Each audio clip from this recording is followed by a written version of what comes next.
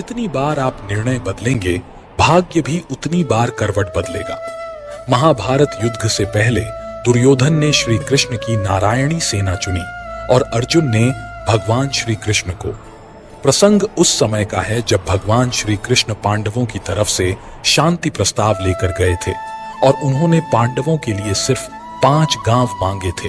तो शकुनी ने दुर्योधन से कहा कि कृष्ण दुर्योधन का पक्ष लेकर आए हैं, ये छलियां हैं, उनके लिए 5 गांव मांग रहे हैं और ये हमारे लिए सही नहीं रहेगा। दुर्योधन, जिसका नाम सुयोधन था, जो अपने कर्मों से दुर्योधन बना। दुर्योधन ने इस बात पर क्रोध जताया और अपने सैनिकों को आदेश दिया, कृष्ण को बंदी बना लो। तब श्री कृष्ण ने दुर्योधन को अपना विशाल रूप दिखाया था और उसे उसकी मृत्यु के दर्शन करवाए थे। वो नहीं जानता था कि कृष्ण को बंदी बनाना इतना आसान नहीं। कृष्ण चेतावनी देकर चले गए और इधर धृतराष्ट्र चिंता में आ गए कि अब होगा क्या। धृतराष्ट्र ने अपने ज्योतिषी को बुलवाया, उनसे पूछा कि अब क्या होगा। ज्योतिषी ने दुर्योधन की कुंडली देखी और बोले, दुर्योधन की कुंडली में राजयोग है, इसे राजा बनने से कोई रोक ही नहीं सकता। ये तो निश्चित तौर पर राजा बनेंगे, आप युद्ध कीजिए। धृतराष्ट्र बोले, ठीक है, फिर युद्ध करो, मेरा दुर्योधन ही राजा बनना चाहिए। और फिर युद्ध शुरू हुआ। युद्ध से 2 ही लोग बाहर थे, एक संजय जो युद्ध क्षेत्र की सारी घटना सुना रहे थे और दूसरे विदुर जिन्होंने युद्ध को त्याग दिया था। युद्ध शुरू हुआ तो कौरव सेना धीरे धीरे मृत्यु के मुंह में जाने लगी। पहले ही 3 दिन में काफी कौरवों का नाश हो गया। धृतराष्ट्र ने ज्योतिषी को बुलवाया और कहा कि ये सब क्या हो रहा है? तुमने कहा था कि दुर्योधन राजा बनेगा, लेकिन ये पांडव तो भारी पड़ रहे हैं। ज्योतिषी ने कहा कि महाराज, परिणाम तो आने दीजिए, अभी तो युद्ध शुरू हुआ है और परिणाम ये है कि दुर्योधन की कुंडली में राजयोग है, वो राजा बनेगा ही बनेगा। और इस महाभारत के भीषण युद्ध के 10 दिन बीत गए तो धृतराष्ट्र घबरा गए, क्योंकि बहुत कौरव मारे जा चुके थे। तो धृतराष्ट्र ने ज्योतिषी को फिर बुलवाया और पूछा कि ये क्या हो रहा है? परिणाम तो आ ही जाएगा, लेकिन ये हो क्या रहा है? तब ज्योतिषी ने कहा कि कोई है जो ग्रह नक्षत्रों की दिशाएं बदल रहा है, कोई है वहां जो समय और ग्रह नक्षत्रों से परे है, कोई तो है वहां। तो विदुर ने कहा, श्री कृष्ण हैं वहां, प्रभु हैं वहां। जहां कृष्ण होते हैं वहां सारे नक्षत्र, सारी दिशाएं उनके कहने पर चलती हैं। तो दोस्तों, कुंडली पर नहीं, अपने कृष्ण पर भरोसा रखें।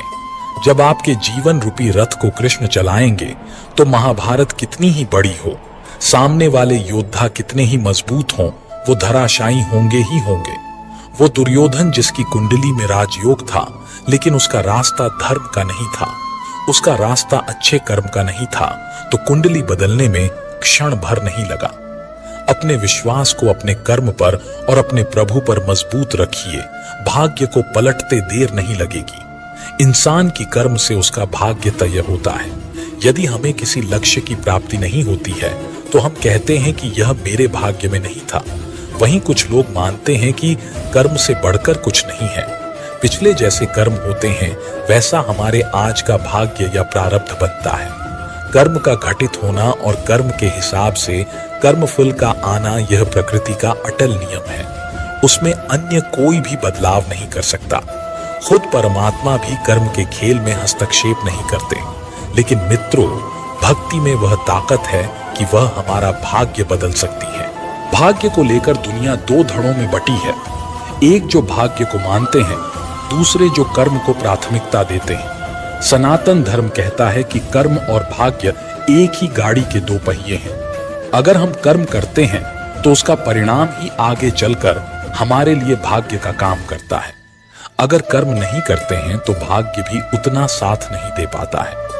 एक प्रसिद्ध कहावत है कि भाग्य के भरोसे रहने वालों को उतना ही मिलता है जितना कोशिश करने वाले छोड़ देते हैं। लेकिन एक कहावत यह भी है कि भाग्य से ज्यादा और समय से पहले किसी को कुछ नहीं मिलता है। समय से पहले और भाग्य से ज्यादा न कभी किसी को मिला है और ना ही मिलेगा। परंतु हम सिर्फ भाग्य के भरोसे नहीं रह सकते। व्यक्ति को अपने जीवन में पुरुषार्थ करना ही पड़ता है। बिना पुरुषार्थ के व्यक्ति यदि यह चाहे कि सब कुछ मिल जाए जो मेरे भाग्य में है, वह कदापि संभव नहीं होता है, क्योंकि गतिमान जीवन यात्रा में इंसान की इच्छाएं अनंत होती है।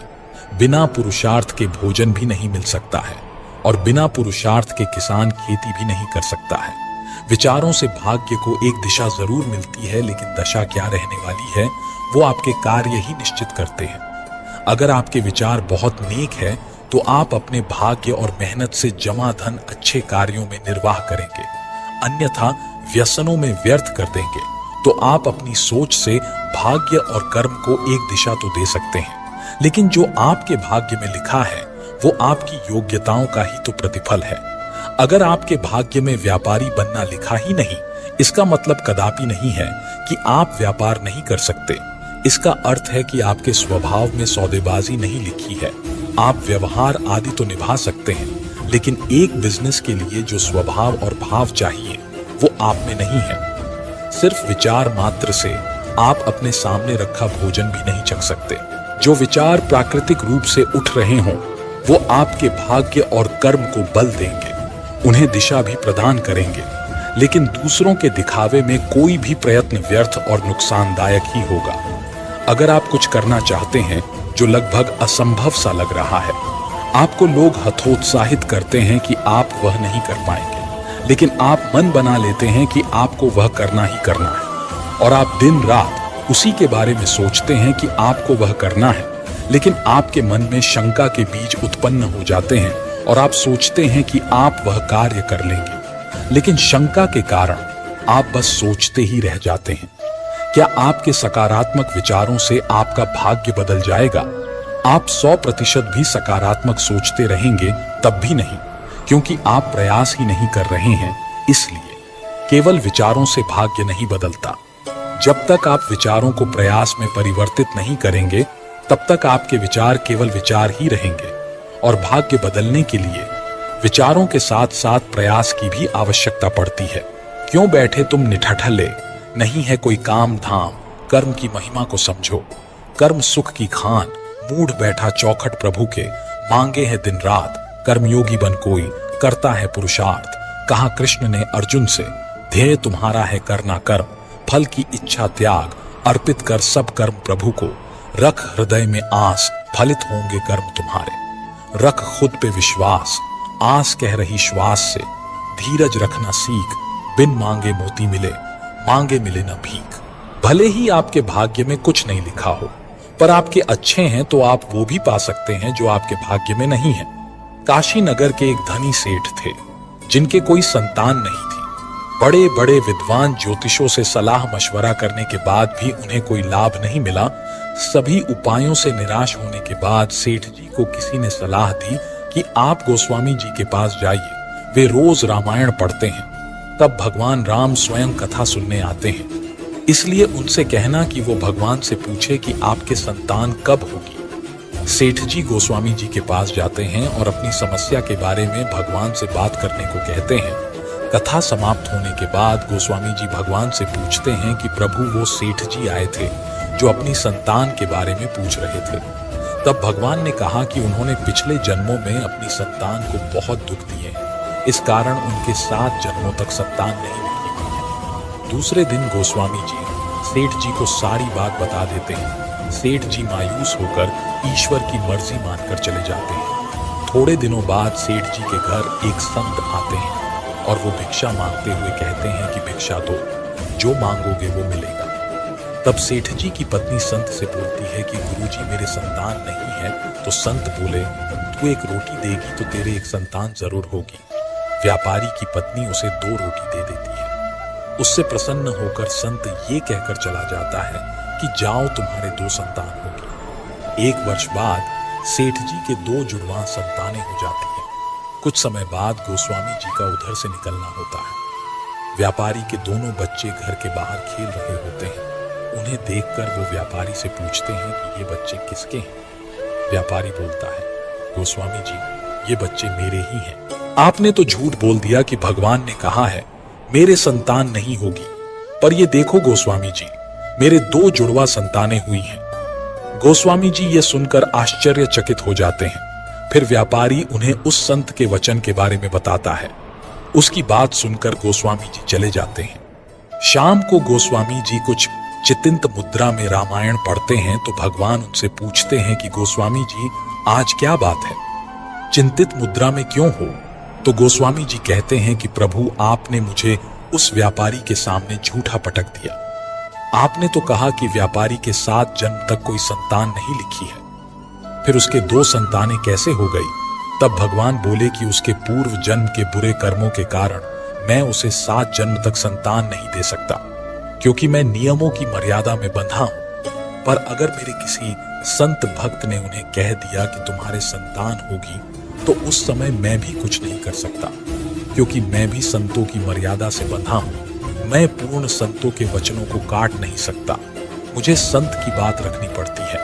इसलिए अगर आप भी उसे कह देते कि जा तेरे संतान हो जाएगी, तो मुझे आप जैसे भक्तों के वचनों की रक्षा के लिए भी अपनी मर्यादा को तोड़कर वो सब कुछ देना पड़ता है जो उसके भाग्य में नहीं लिखा है। इस कहानी से तात्पर्य यही है कि भले ही विधाता ने आपके भाग्य में कुछ ना लिखा हो, पर अगर आपके अच्छे कर्मों की वजह से किसी गुरु का आशीर्वाद आप हो या माता पिता की दुआएं आपने कमाई हो, तो आपको वो भी मिल सकता है जो आपके किस्मत में नहीं। कर्म ही सत्य है, कर्म ही धर्म है और कर्म ही जीवन भी है। कर्म के बिना जीवन अधूरा है। गीता में श्री कृष्ण ने अर्जुन को कर्म करने को ही कहा था। संस्कृत के प्रकांड पंडित पाणिनि के हाथ में या भाग्य में विद्या रेखा नहीं थी, फिर भी अपने कर्म के बल पर भाग्य को बदलकर महान और प्रकांड पंडित बने। संस्कृत में ढेर सारी किताबें लिखी। जो कर्मवीर होते हैं वे कभी भाग्य की नहीं सोचते हैं, भाग्य खुद चलकर उनके पास आता है। एक कड़वी सच्चाई भी है, जब आदमी असफल हो जाता है तब भाग्य का रोना रोता है। आपका भाग्य आपको सफलता के लिए अपॉर्चुनिटी दिला सकता है, उसके बाद उसको सफलता में परिवर्तित करने के लिए आपको ही मेहनत करनी पड़ेगी। प्रकृति के नियम शाश्वत हैं, जैसे कोई भी वस्तु हाथ से छोड़ने पर जमीन पर ही गिरेगी, यह गुरुत्वाकर्षण का नियम है। कुछ भी फेंको आसमान की तरफ वापस जमीन पर ही आ जाता है। इसी तरह हमारे शब्द हैं और शब्दों से विचार बनते हैं। बोले गए शब्द या विचार ब्रह्मांड में चले जाते हैं और वापस उसी जैसी समान आवृत्ति वाले विचार वापस आपके पास आते हैं। प्रकृति का एक नियम है कि जो भी आप उसे देते हैं वह कई गुना करके आपको वापस देती है। प्रकृति के नियम अटल हैं, हम उसे जो देते हैं वही वापस आता है लौटकर। आप प्रेम बांटते हैं तो प्रेम वापस लौटकर आएगा। आप धन का दान करते हैं तो प्रकृति आपको कई गुना धन वापस करती है। आप घृणा फैलाते हैं, बदले में आपको घृणा ही मिलेगी। आप जैसे विचार भेजते हैं वही आपको मिलेंगे। आप हमेशा समस्याओं पर बात करेंगे, प्रकृति आपको कई समस्याएं प्रस्तुत कर देगी। आप अपने विचार बदल कर देखिए, सकारात्मक विचार सोचिए, सकारात्मक बातें कीजिए। आप केवल अपने शब्दों को बदल कर देखिए, सारे नकारात्मक शब्द हटा दीजिए। ब्रह्मांड में सकारात्मक ऊर्जा प्रवाह होने दें, कई गुना सकारात्मकता वापस आएगी। कुछ समय बाद ही आप परिवर्तन देखने लगेंगे, आपकी परिस्थितियां बदलने लगेंगी। आपको केवल विचार बदलने हैं, अपने कर्म करते रहने हैं, बाकी काम प्रकृति स्वयं कर देगी। आपके विचार ही आपके कर्म बनते हैं और कर्म ही भाग्य का निर्माण करते हैं। आप विचार बदल दीजिए, आपका भाग्य बदल जाएगा। किसी भी काम को सही तरीके से किया गया हो तो भाग्य का भी साथ मिलता है और इंसान को सफलता भी मिलती है। किसी को सफलता नहीं मिलती है तो लोग भाग्य को दोष देना शुरू कर देते हैं कि हमारे भाग्य में यह चीज नहीं थी इसलिए नहीं मिली। ये कोई नहीं सोचना चाहते हैं कि कहीं ना कहीं काम में कमी रह गई होगी। हजारों ऐसे उदाहरण मिलेंगे जहां भाग्य की अधिक प्रबलता थी तो कहीं कर्म की थी। मुकेश अंबानी और अनिल अंबानी दोनों के पास बराबर की धन संपत्ति थी। दोनों का अलगाव हुआ और दोनों ने अपना अपना हिस्सा लिया। एक सफलता की सीढ़ी चढ़ते गए, दूसरे को जेल जाने की नौबत आ गई। अब यहां क्या कहेंगे, ऐसा क्यों हुआ? दोनों समान परिवेश के इंसान हैं। दोनों का भाग्य अच्छा था जब तक दोनों अलग नहीं हुए थे। बाद में अनिल अंबानी के कुछ गलत निर्णय ने उनकी सफलता खत्म कर दी। यहां भाग्य को दोष नहीं दिया जा सकता है। अगर कोई यह कहे कि उनका भाग्य ही सही नहीं था तो हमें यह विश्लेषण जरूर करना चाहिए कि कहीं ना कहीं उनके काम में कमी रह गई होगी, कुछ निर्णय गलत हुए होंगे। अच्छे कर्म किए तो भाग्य भी साथ है, गलती हुई तो भाग्य भी साथ छोड़ देता है। जेट एयरवेज बंद हो गया और 22,000 आदमी एक साथ बेरोजगार हो गए। क्या सबका भाग्य एक साथ खराब हुआ? नहीं, ऐसी बात नहीं है। कंपनी की गलत नीतियों के कारण सबको परेशानी हुई, जबकि यही लोग पहले अपने आप को खुशकिस्मत समझते होंगे कि कितनी अच्छी जगह काम कर रहे हैं। सही या गलत निर्णय ही हमारे कर्म को निर्धारित करते हैं और उसी के अनुसार भाग्य भी वैसा ही रूप ले लेता है। किसी का गरीब घर में जन्म लेना उसका भाग्य हो सकता है, लेकिन अपने कर्मों से गरीबी दूर करके अपनी जिंदगी को सही बनाना उसकी मेहनत और लगन और उसके कर्म है। सही कर्म करने के लिए भी कुछ कारक महत्वपूर्ण होते हैं, जैसे मेहनत, लगन, संकल्प, दृढ़ इच्छा शक्ति, परिवार का सहयोग, सही समय पर सही निर्णय लेना, पैसे का सदुपयोग, अनुकूल स्थिति बनाना। ये सारे कारक मिलकर ही अच्छे कर्म की राह तय करते हैं। कर्म से हम अपने भाग्य को बदल सकते हैं या अपने कर्म से भाग्य का साथ पा सकते हैं। प्रयत्नहीन प्रार्थना का कोई मतलब नहीं है। फिर हम कुदरत का एक करिश्मा देखें तो ईश्वर ने हमारे हाथों की लकीरों के आगे उंगलियां इसलिए दी है कि हम कर्म से अपने भाग्य को बदल सकें। यह मेरी राय है, आप इससे सहमत या असहमत कमेंट में बताएं। जीवन में अगर आपको कुछ पाना है तो मेहनत तो करनी ही पड़ेगी। मंजिलें उन्हीं को मिलती है जो उसकी ओर कदम बढ़ाते हैं। महाभारत में जब अर्जुन ने कुरुक्षेत्र में युद्ध में अपने स्वजनों को अपने सामने खड़ा पाया तो उसका शरीर निस्तेज हो गया, हाथों से धनुष छूट गया, प्राणहीन मनुष्य के समान वह धरती पर गिर गया।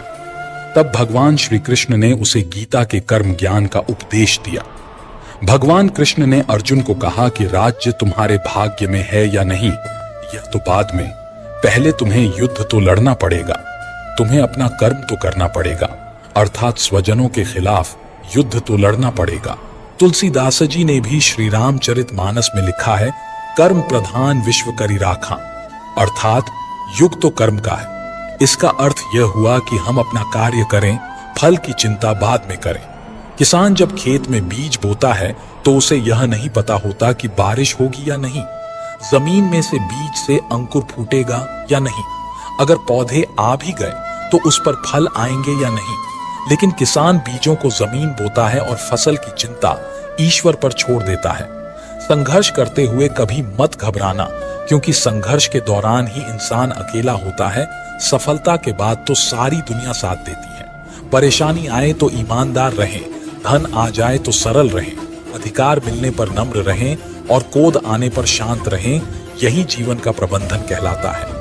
यहाँ सभी के जीवन में मुसीबतें जरूर हैं, लेकिन जो मुसीबतों से लड़कर आगे बढ़े वहीं आज की महाभारत का अर्जुन है। अगर भगवान तुमसे ज्यादा इंतजार करवा रहे हैं तो तैयार रहना, वो उससे कहीं ज्यादा देने वाले हैं जितना तुमने मांगा है। संसार में सबसे श्रेष्ठ संबंध भगवान के साथ ही है, जिसमें कभी दुख नहीं मिलता। पांव दिखते नहीं, फिर भी हर संकट में दौड़ के आता है। हाथ भी दिखते नहीं, लेकिन सर पे हाथ फिराता है। बस यूं समझो कि मेरे तो हर सुख दुख में मेरा कृष्ण काम आता है। तनाव से केवल समस्याएं जन्म ले सकती हैं। समाधान खोजने हैं तो मुस्कुराना ही पड़ेगा। कुछ बुद्धिमान तो होते हैं, परंतु धन के हाथ लगते ही उनमें अभिमान की आग बहुत तीव्रता से जलने लगती है। कभी कभी आप बिना कुछ गलत किए भी बुरे बन जाते हैं, क्योंकि जैसा लोग चाहते हैं आप वैसा नहीं करते। जिस डर से आत्मविश्वास की हानि होने लगे, उस डर का अंत करना अवश्य हो जाता है। समय और स्थिति कभी भी बदल सकती है, अतः कभी किसी का ना ही अपमान करे और न ही किसी को तुच्छ समझे। आप शक्तिशाली हो सकते हैं, पर समय आपसे अधिक शक्तिशाली है। जो हो रहा है उसे होने दो। तुम्हारे ईश्वर ने तुम्हारी सोच से बेहतर तुम्हारे लिए सोच रखा है। जैसे पानी में तैरती नाव को तूफान उसे अपने लक्ष्य से दूर ले जाता है, वैसे ही इंद्रिय सुख मनुष्य को गलत रास्ते की ओर ले जाता है। अभिमान को आने मत दो, स्वाभिमान को जाने दो, क्योंकि अभिमान आपको उठने नहीं देगा और स्वाभिमान कभी गिरने नहीं देगा। एक दिन शिकायत आपको वक्त से नहीं बल्कि खुद से होगी कि एक खूबसूरत जिंदगी सामने थी और आप दुनियादारी में उलझे रहे। सच्ची बातें जिंदगी में दो लोगों का होना बहुत जरूरी है। एक कृष्ण जो ना लड़े, फिर भी जीत पक्की कर दे, दूसरा कर्ण जो हार सामने हो फिर भी साथ ना छोड़े। आपकी नीयत से ईश्वर खुश होते हैं और दिखावे से इंसान। अब ये आप पर निर्भर करता है कि आप किसे खुश करना चाहते हैं। जब आप कृष्ण की पूजा नहीं कर पाए तो यह मत समझना समय नहीं मिला। सोचो, आज हमने ऐसा कौन सा काम किया कि भगवान ने अपने सामने खड़ा होना पसंद नहीं किया। अगर साफ नीयत से मांगा जाए तो ईश्वर नसीब से बढ़कर देता है। दुनिया में दो तरह से लोग हैं। एक वो जो इस बात को चरितार्थ करते हैं कि कर्म कर, फल की चिंता मत कर, यानी वे भाग्य के भरोसे नहीं जीते, बल्कि ये सोचते हैं कि अगर हम मेहनत करेंगे, मन लगाकर काम करेंगे तो अपनी नियति को बदल पाएंगे। दूसरे वो लोग जो सोचते हैं कि नियति का लिखा कोई नहीं बदल सकता, यानी वो जो भाग्य पर भरोसा करते हैं और सोचते हैं कि जो भाग्य में लिखा है वही मिलेगा। इन दोनों तरह की मानसिकता से मन में दो तरह के सवाल उठते हैं। पहला ये कि आखिर कौन सही है, और दूसरा ये कि क्या नियति और कर्म दोनों एक दूसरे से जुड़े हैं। हिंदू धर्म के अधिकतर वेदों की यह मान्यता है कि नियति और कर्म एक साथ चलते हैं। आप जैसा कर्म करते हैं वैसा फल पाते हैं, लेकिन साथ में वो ये भी कहते हैं कि आपको सभी कर्मों का फल एक साथ एक ही जन्म में भुगतना नहीं पड़ता है। धार्मिक मान्यताओं के अनुसार हर व्यक्ति का जन्म और मृत्यु का एक चक्र होता है जो कई जन्मों का चक्कर लगाता है। आपके पिछले जन्म का किया हुआ कर्म आपके नए जन्म की नियति में एक अहम भूमिका निभाता है, और सही समय पर सही कर्म कर हम अपनी नियति के बारे में कुछ करने की स्थिति में होते हैं। सत्कर्म, शुद्ध विचारों, प्रार्थना, मंत्र और ध्यान के माध्यम से हम वर्तमान जीवन में भाग्य को बेहतर बना सकते हैं। अधिकतर सिद्धांत कर्म की प्रधानता पर जोर देते हैं। कर्म और भाग्य में अन्योन्याश्रय संबंध है। आपके कर्म के अनुसार आपका भाग्य बदलता रहता है। आप अपने भाग्य को न तो नियंत्रण में रख सकते हैं और न ही यह सोच सकते हैं कि भाग्य में यही लिखा है तो यही होगा। ये सच है कि आपका भाग्य आपके कंट्रोल में नहीं है और न ही आपके कर्मों का परिणाम, लेकिन अगर आप में दृढ़ इच्छा शक्ति है तो आप बहुत हद तक अपनी नियति को अपने पक्ष में कर सकते हैं। हम भाग्य को बदल नहीं सकते। यह सोचकर निष्क्रिय हो जाना गलत है, क्योंकि वो आप में नकारात्मकता ला रहा है और कर्म के प्रति उदासीन बना रहा है। उम्मीद की भावना मानव जीवन के लिए एक बहुत बड़ी देन है जो आपको भविष्य को बदलने का हौसला देता है। यह हौसला आपको कर्म के लिए अग्रसर करता है और कर्म आपकी नियति को दिशा देते हैं। इसलिए न तो नियति पर भरोसा करके कर्म विहीन बने और न ही कर्म करते हुए परिणाम के बारे में सोचकर परेशान हो। सोच समझकर कर्म का चुनाव करें। नियति तय करना आपके वश में नहीं है, लेकिन कर्म अच्छे करने हैं या बुरे, यह चुनना आपके हाथ में है। अगर आप नियति में यकीन रखते हैं तो आपको अपने कर्मों के चुनाव पर बहुत ध्यान देना चाहिए, क्योंकि केवल ये ही आपके भाग्य को पूर्व जीवन में और वर्तमान जीवन में बदलने की क्षमता रखते हैं। कर्म ही तो पाप और पुण्य तय करते हैं, जिसका हिसाब आपको हर जन्म में देना होता है। लेकिन ये हिसाब बेहद सरल है। आप जितना पुण्य करेंगे, आपके पापों का भंडार खत्म होता जाएगा। पुराणों में इसे संचित कर्म कहा गया है, जिसके अनुसार एक ही जीवन में सभी कर्मों का फल भुगतना असंभव है। संचित कर्म के इस भंडार से पूरे एक जीवन के लिए मुट्ठी भर कर्म निकाल लिया जाता है, और यह मुट्ठी भर कर्म आपके अगले जन्म का भाग्य बन जाता है।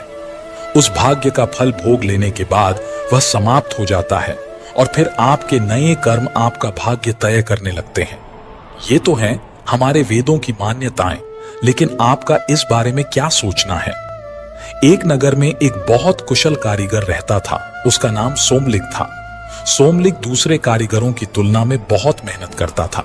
उसके द्वारा बनाए गए कपड़े दूसरे कारीगरों से बहुत अच्छे होते थे, किंतु उसे काम के मुताबिक पैसा नहीं मिलता था। उसे लगने लगा कि इस नगर में उसके कार्य के अनुरूप पैसा नहीं मिल पा रहा है, उसे किसी दूसरे नगर चले जाना चाहिए। उसे कुछ लोगों ने समझाया कि धन मिलना न मिलना तो भाग्य पर निर्भर है। अगर उसके भाग्य में धन नहीं है तो वो कहीं भी चला जाए, उसे धन नहीं मिल सकता। इसीलिए उसे इसी नगर में रहकर कार्य करना चाहिए। सोमलिक को लगता था बिना परिश्रम के धन प्राप्त नहीं किया जा सकता। भाग्य की बातें तो वे लोग करते हैं जो मेहनत नहीं करना चाहते। भाग्य भी उसी का साथ देता है जो परिश्रम करता है। ऐसा सोचकर सोमलिक एक बड़े नगर चला गया और वहां बहुत मेहनत से कार्य करने लगा। मेहनत के अनुसार पैसा भी मिलने लगा। सोमलिक ने 2 वर्ष मेहनत करके 500 स्वर्ण मुद्राएं कमाई और उन्हें लेकर खुशी खुशी अपने घर जाने लगा। जाते जाते रास्ते में उसे रात हो गई और वह रास्ते में ही एक बड़े से पेड़ पर सो गया। सपने में सोमलिक ने 2 पुरुषों को देखा। उनमें से एक दूसरे से कहता है, सोमलिक के भाग्य में अधिक धन नहीं है, फिर तुमने उसे 500 स्वर्ण मुद्राएं क्यों दी? दूसरा बोला, परिश्रमी को उसके परिश्रम का फल मिलना चाहिए, इसीलिए मैंने उसकी मेहनत के अनुरूप पैसा दिया है। उसके भाग्य का अंतिम निर्णय तुम्हारे हाथ में है। सोमलिक घबरा का उठ गया और अपनी पोटली टटोलने लगा। उसने देखा उसकी पोटली खाली है। यह देख वह बहुत दुखी हुआ और सोचने लगा, अब किस मुंह से घर जाऊंगा। वह फिर से उसी नगर में लौट आया और इस बार और अधिक परिश्रम करके 1 साल में ही 500 स्वर्ण मुद्राएं अर्जित कर ली और उन्हें लेकर फिर घर के लिए निकल पड़ा। इस बार भी फिर उसी वृक्ष के नीचे उसे रात हो गई, किंतु इस बार वह नहीं रुका और आगे निकल गया। रास्ते में उसे फिर वही दोनों पुरुष दिखलाई दिए। सोमलिक छुपकर उनकी बातें सुनने लगा। पहला बोला, तुम्हें पता है सोमलिक के भाग्य में अधिक धन नहीं है। इस बार फिर से तुमने उसे 500 स्वर्ण मुद्राएं दे दी हैं। दूसरा बोला, मैं तो परिश्रमी को उसके परिश्रम का फल देता हूं। अंतिम निर्णय तो तुम्हारा ही रहता है, तुम्हें जैसा लगे वैसा करो। सोमलिक ने डर कर अपनी पोटली को टटोली। पोटली में कुछ नहीं था। सोमलिक को बहुत दुख हुआ। उसे लगा उसका जीवन व्यर्थ है। इस तरह मेहनत करने से कोई फायदा नहीं है और वह आत्महत्या करने के लिए ऊंची पहाड़ी से कूदने लगता है। तभी एक दिव्य पुरुष प्रकट हुआ और सोमलिक से बोला, ठहरो सोमलिक, तुम्हारे भाग्य में धन नहीं है, इसीलिए तुम्हारे धन को मैं चुरा लेता था। आत्महत्या करना पाप है, इसीलिए आत्महत्या का ख्याल अपने मन से निकाल दो। सोमलिक बोला, हे दिव्य पुरुष, अब मैं किस मुंह से अपने घर जाऊं? मुझे इस तरह खाली हाथ आया देखकर मेरे परिवार वाले क्या कहेंगे? दिव्य पुरुष ने सोमलिक से कोई एक वरदान मांगने के लिए कहा। सोमलिक बोला, मुझे वरदान में बहुत अधिक धन चाहिए। दिव्य पुरुष ने कहा, सोमलिक, तुम्हारे भाग्य में धन का भोग नहीं है। भोग रहित धन का क्या उपयोग? सोमलिक को तो धन ही चाहिए था। वह बोला, हे दिव्य पुरुष, इस संसार में जिसके पास धन है उसे सभी पूछते हैं, और जिसके पास धन नहीं उसके पास ज्ञान और कला होने पर भी कोई नहीं पूछता। धनवान व्यक्ति अयोग्य होने पर भी संसार में यश और मान सम्मान पाता है। इसीलिए मुझे तो बहुत सारा धन चाहिए। दिव्य पुरुष ने कहा, तुम नगर वापस लौट जाओ। वहां तुम्हें गुप्त धन और उपयुक्त धन नाम के 2 व्यक्ति मिलेंगे। गुप्त धन के पास भोग रहित धन है और उपयुक्त धन के पास उपयोग में आने वाला धन है। तुम कुछ समय इन दोनों के साथ रहो, फिर मुझे बतलाना तुम्हें किसके जैसा धन चाहिए। सोमलिक वापस नगर आ गया और गुप्त धन का पता करते करते उसके घर पहुंच गया। गुप्त धन ने सोमलिक को घर से भगाने का प्रयास किया, किंतु वह तिरस्कृत होने के बाद भी गुप्त धन के घर में रुक गया। गुप्त धन ने रात्रि में थोड़ा बहुत खाना उसे भी दे दिया, जिसे खाकर वह सो गया। सुबह सोमलिक ने देखा कि गुप्त धन बीमार हो गया और बीमारी के कारण उसने एक दिन खाना नहीं खाया। सोमलिक वहां से निकलकर उपयुक्त धन के घर का पता पूछता हुआ उसके घर पहुंच गया। घर में मेहमान आया देखकर उपयुक्त धन ने उसका स्वागत किया और रात को अच्छे अच्छे पकवान खिलाए और सोने के लिए अच्छा बिस्तर दिया। सुबह सोमलिक को पता लगा कि उपयुक्त धन ने साहूकार से कुछ ऋण लिया था। उसी ऋण के पैसे से वह लोगों का भला करता है। जिस समय सोमलिक जा रहा था तभी राजा के दूत आए और उपयुक्त धन को उसके अच्छे कार्यों और समाज सेवा के लिए इनाम और पैसा दे गए, जिससे उसने साहूकार का ऋण उतार दिया। यह देखकर सोमलिक को समझ आ गया, संचय रहित उपयुक्त धन ही अच्छा है, यह गुप्त धन की तरह कंजूस नहीं है। सोमलिक ने दिव्य पुरुष से उपयुक्त धन जैसा बनने का वर मांग लिया। शिक्षा कर्म भाग्य का निर्माता है। इस कहानी से हमें शिक्षा मिलती है कि वही धन श्रेष्ठ है जिसका उपयोग अच्छे कार्यों में हो। जो हर दिन कोशिश करता है वो एक ना एक दिन मनचाही मंजिल तक पहुंच ही जाता है। जिंदगी में अगर आगे बढ़ना है तो कभी निर्भर मत रहना गैरों पर। मंजिल उन्हीं को मिलती है जो खड़े हैं अपने पैरों पर।